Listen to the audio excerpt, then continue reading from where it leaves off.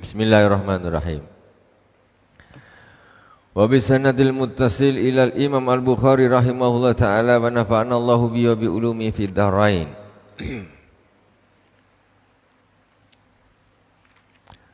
Babul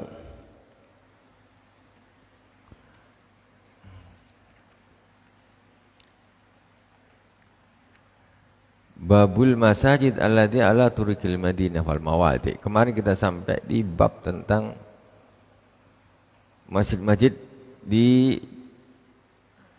jalan-jalan Madinah. Jadi kisah Sayyidina Abdullah bin Umar yang menapak tilas tempat di mana salat baginda Rasulullah sallallahu alaihi wasallam. Betul-betul diperhatikan.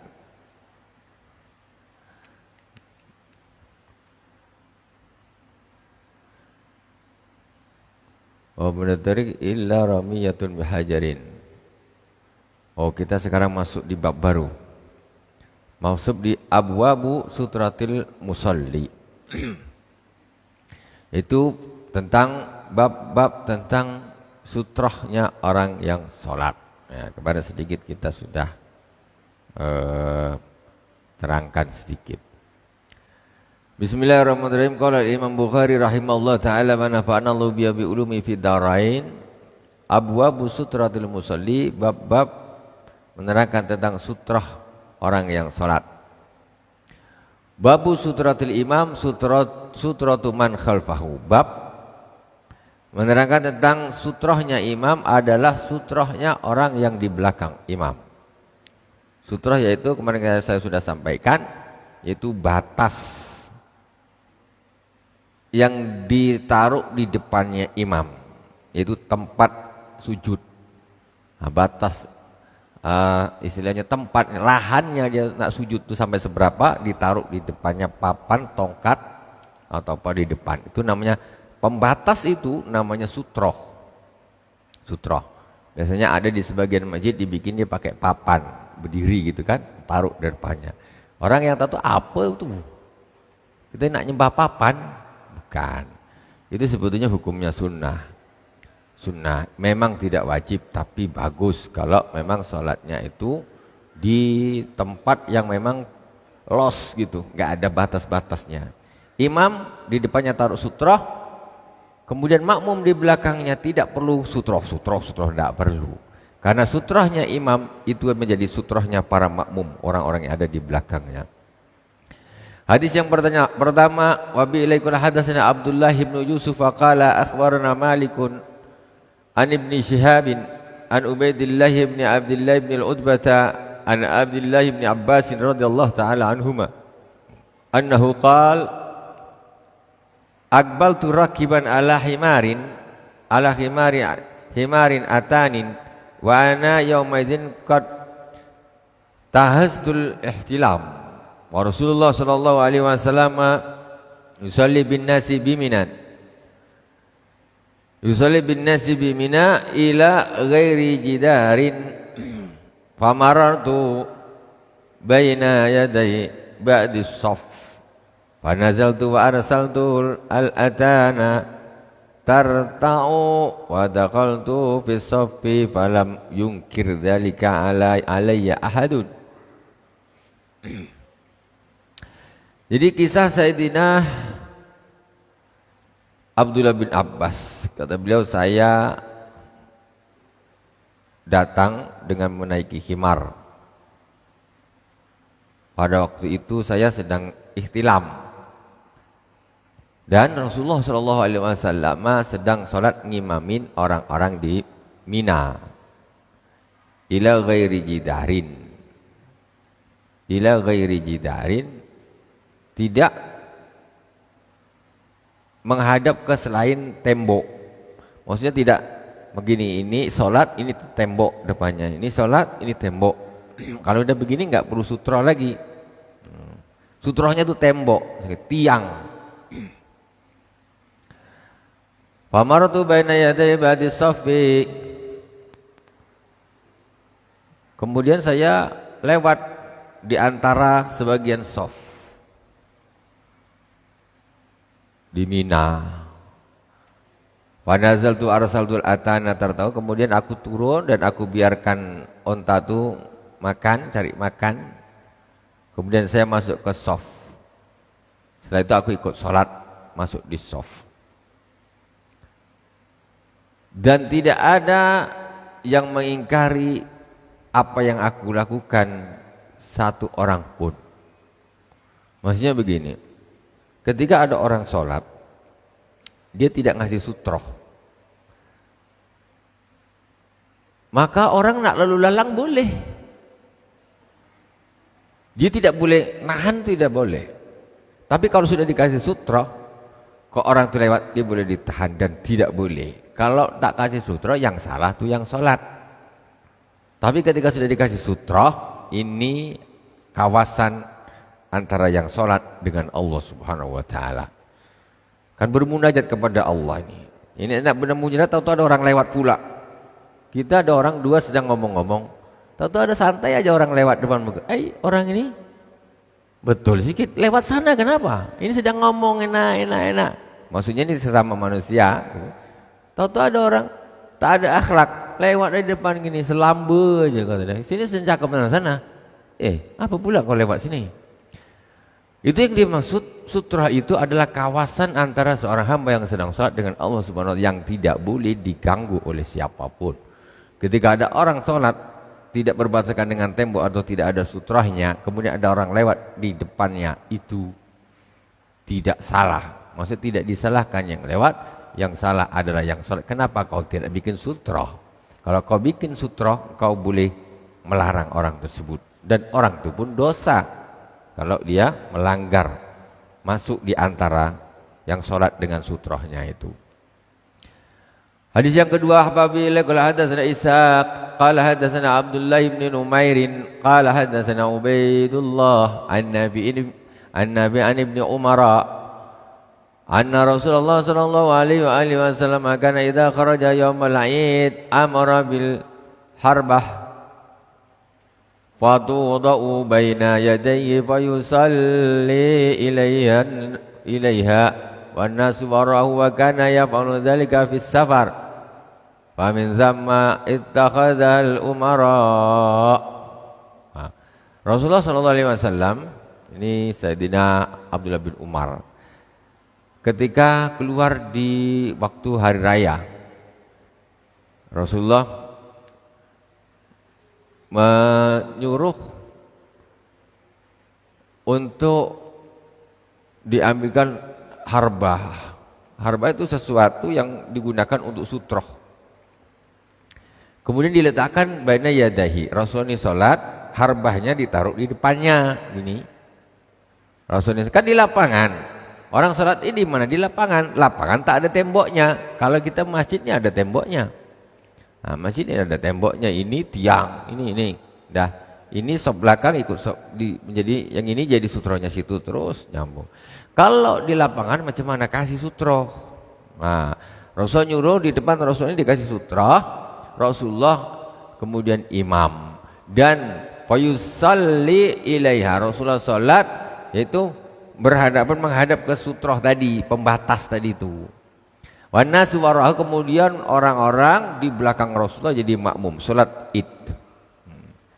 Makanya walu dzalika bis safar, dan itu dilakukan oleh Rasulullah ketika safar. Namanya safar ini karena Rasulullah karena salat safar kan di mana-mana. Masuk waktu salat, kita salat ini di mana? Ini di sini kita salat di tanah lapang gitu, kasih sutroh. Allahu Akbar. Untuk Famin sama itu kata umara. Karena itulah kemudian para umara mengikuti ya apa yang dilakukan Rasulullah SAW tadi. Harbah itu dibikin juga seperti apa yang dibikin oleh Rasulullah SAW. Ikutlah para umara. Wa bil hadatsana Abdul Walid qala hadatsana Syu'batu an Aun bin Abi Juhaifata qala sami'tu abi anna Nabiy sallallahu alaihi wasallam shalla bil batha wa bana yadayhi anazah az-zuhra rak'atain wal 'asra rak'atain tamurru baina yadil mar'ati wal himar. Gini. Ini kejadian diriwayatkan oleh Abi Juhaifah.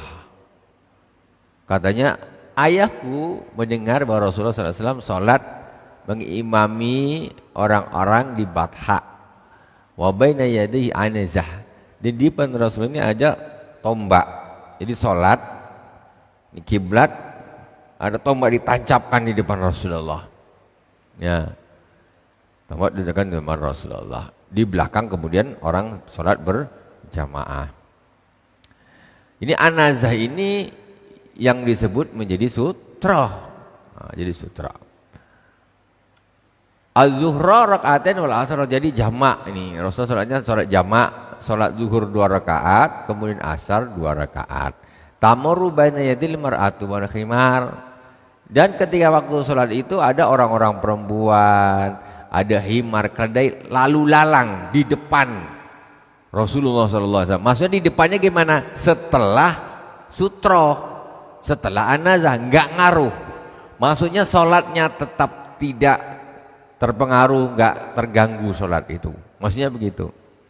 Nah, fungsinya gitu. Jadi orang boleh lewat di depannya orang sholat, tapi di depannya sutro. Gitu. Jadi ketika Rasul jadi imam, di sini ditancapkan anazah, ya semacam tongkat gitu, makmum di belakang, kemudian di depannya sini ada himar, orang-orang perempuan lalu lalang. Nggak apa-apa, nggak dosa selagi setelah sutro, boleh selagi setelah sutro. Dan yang tidak boleh itu ini sutro kok lewat di sininya, haram, tidak boleh. Nah, itu untuk dipahami. Banyak orang awam yang tidak paham sampai bingung. Yang sebagian kelompok orang sangat fanatik terhadap sutro, yang sebagian kelompok memang nggak paham, memang nggak terbiasa. Akhirnya macam Islamnya macam berbeda-beda, padahal nabinya satu. Nah itu.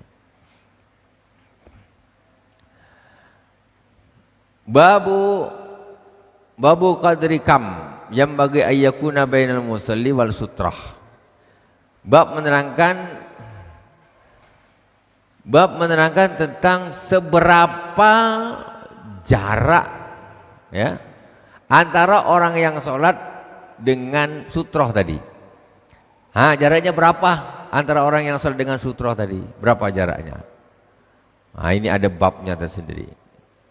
Wa bihi qala hadatsana Amr bin Zurarah qala akhbarana Abdul Aziz ibn Abi Hazimin an abihi an Sahlin qala kana bainal musalla Rasulillah sallallahu alaihi wasallam wa bainal jidari mamarrus sah.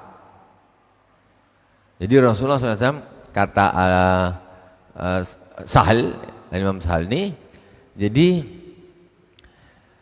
tempat sholatnya Rasulullah SAW, antara tempat Rasulullah sholat dengan tembok itu mamarusah. Mamarusah itu apa? Tempat lewatnya kambing. Kira-kira zaman dulu kan tak ada meter.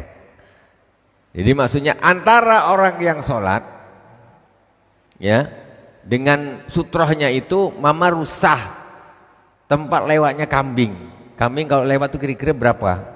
1,5 meter? Berapa bang? Pernah miara kambing tak? Nah itu. Itu jaraknya antara orang. Ini sutro jangan jauh-jauh. Sutronya panjang betul. Wah, panjang betul sutronya. Kita tidak suruh lewat segini jauh. Kau sholatnya di situ. Sutronya sampai sini. Betul sikit. Mama rusa itu kira-kira kalau kambing itu lewat gitu loh. Jadi kalau kita hitung-hitung ya segini inilah. Macam ukuran sejadah inilah, mungkin nak tambah-tambah sedikit atau ukuran sejadah inilah. Mamarusa itu, mamar itu tempat lewat kambing. Kambing biasanya lewat itu muat enak, maksudnya lapang untuk kambing itu lewat. Gitu. Kalau kira-kira selebar pintu tuh, masa itu namanya mamarusa. Ya walau alam ya. Tapi secara adat tak segitulah. Kalau kita bikin kandang kambing, berapa lebar pintu kambing? Itu loh, termasuk gitu. Kira-kira kalau bikin kandang kambing, mas pintunya selebar gitu? Ya tidaklah. Ya tak? Maksudnya gitu tuh. Ya, dengan pintunya dilebarkan sedikit lah. Ya segini inilah insya Allah standarnya. Karena orang Arab mungkin besar sedikit, lebar sedikit. Itu mama rusak. Jadi bikin sutra jangan mentang-mentang juga. Panjang jauh kan sangat. Itu jarinya. Maksudnya apa? Kita tidak juga istilahnya gimana ya? Menzolimi atau merepotkan orang yang nak lewat. Ketika sutra itu kita bikin panjang betul, kan ini nak lewat. Wah, kata dia aku suruh lewat jauh nak ke sana. Ini mestinya kalau sutranya di situ orang ini lewat depannya ini sudah boleh. Itu fungsinya sutra supaya orang boleh lewat di depan orang yang sholat dan sholatnya tidak terganggu, tidak berkurang pahala sholatnya tidak berkurang. Nah, itu. Mama rusak.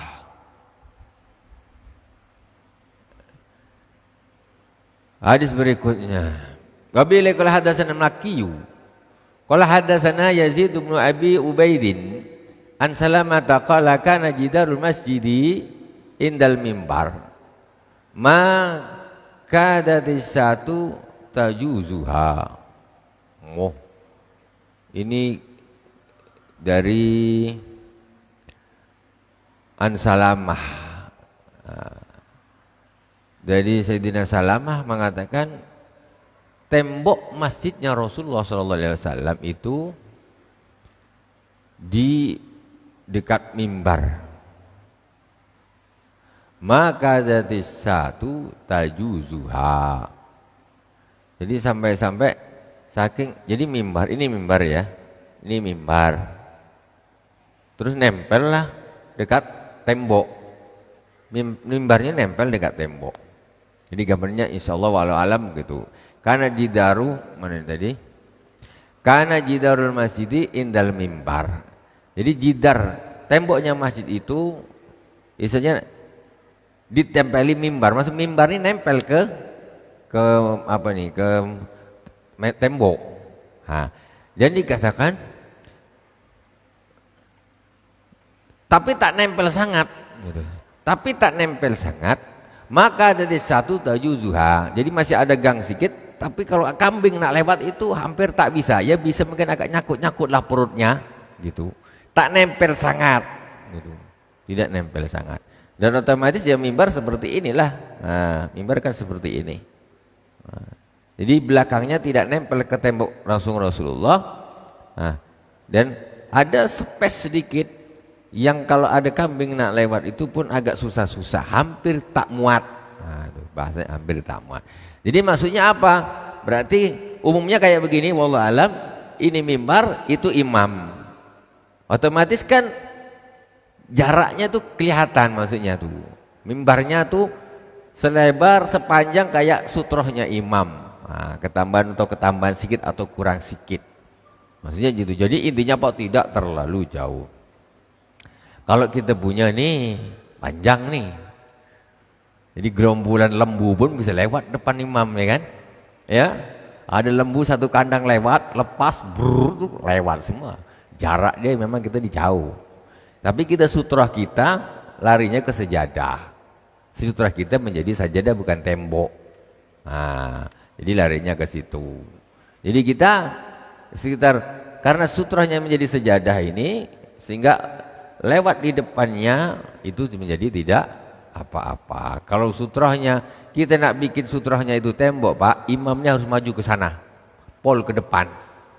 Jadi orang tidak boleh lewat di depannya. Cuman kalau kita mengacu kepada masjidnya Rasulullah dulu tuh tembok paling ujung itulah sutroh. Karena tak ada sejadah. Kalau kita kan pakai sejadah molek-molek, sejadah kita tebal-tebal. Zaman dulu Rasulullah pasir salatnya Rasulullah itu. Jadi makanya Assalamualaikum warahmatullah. Assalamualaikum warahmatullah. Jadi ada orang yang mau mengusap muka, ada yang tak mau. Ya kan? Jadi ada kelompok orang yang Assalamualaikum warahmatullah, Assalamualaikum warahmatullah. Tak sunnah mengusap apa? Bukan muka, dahi. Yang di situ dahi, jangan salah juga yang ngusap ini malah hidung dia pula. Jangan salah yang usap itu pun bukan apa dahi yang diusap. yang nak ngusap. Jadi ini pun terjadi satu perbedaan. Ada kelompok orang yang tak mau memang assalamualaikum warahmatullahi, assalamualaikum warahmatullahi, tak ada ngusap-ngusap lagi. Ada yang assalamualaikum warahmatullahi, assalamualaikum warahmatullahi, awal akhir. Ya maksudnya gini lah. Oh, gitu. Itu mana yang betul? Ini berasal dari Rasulullah itu ketika sholat itu kan Masjid Nabawi itu kan pasir. Jadi ketika sholat ini sujud, duduk, sujud, duduk. Assalamualaikum warahmatullahi, assalamualaikum warahmatullahi, gitu. Jadi istilahnya biar pasir ini lepas dari dahi. Terus kalau gitu sunnah tak? Kita dah sejadah nih. Lah sudah. Kita sejadah. Tapi ada juga lah debu-debu dia nih ya tak? Nempel juga ya tak? Sama. Apalagi kalau masjid jarang disapu, tambahlah. Kan? Itu asalnya sehingga terjadi perselisihan pun macam menjadi yang repotnya menjadi ciri khas. Kalau kelompok sana tak nak, pokoknya tak nak gini dah. Assalamualaikum, assalamualaikum dah. Dah gini. Kalau kelompok yang satu memang harus. Kadang yang melakukan tak paham. Ini masalahnya. Terus macam mana nih? Memang asalnya seperti itu, ya. Karena Rasulullah ketika habis sholat dia sambil memberi dahinya gini. Nah, kemudian ulama yang tetap melakukan hal tersebut karena mengambil ya sunnah. Kalau Rasulullah gitu kok ya sudah kita ikutlah. Walaupun urusannya entah debu tak debu, tapi Rasul bikin gitu ya kami tetap ikut. Nah itu. Jadi boleh itu pun semuanya hukumnya sunnah. Terserahlah nak diusap ke tak diusap ke terserah. Tapi yang penting kita tahu alasannya itu apa. Jangan tak tahu semua apa-apa. Dahinya. Ya, wallahu subhanahu wa ta'ala a'lam. Semoga berkah dari awal sampai akhir. Mohon maaf atas segala kekurangan. Subhanakallahumma wa bihamdika asyhadu an la ilaha illa anta astaghfiruka wa atubu ilaik. Wa sallallahu ala sayyidina Muhammadin wa ala alihi washabihi wa baraka wa sallam. Walhamdulillahirabbil alamin. Wassalamualaikum warahmatullahi wabarakatuh.